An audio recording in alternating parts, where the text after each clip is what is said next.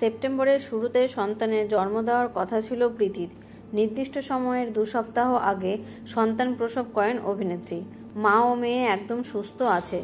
অভিনেতা রাহুল বলেন যে 2:48 মেয়ে হয়, তিনি খুব খুশি রয়েছেন।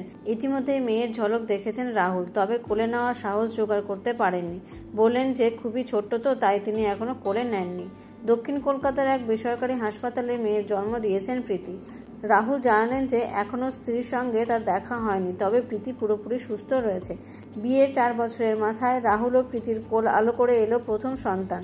2017 সালে রং রুটের সেটে রাহুল মজুমদারের সঙ্গে প্রথম আলাপ হয়েছিল প্রীতি বিশ্বাসের। সেখান থেকেই বন্ধুত্ব এবং প্রেম। 2020 সালের 10ই ফেব্রুয়ারি 7 পাকে বাঁধা পড়েন তারা। এবার আবার বাবা মা হলেন দুজনে।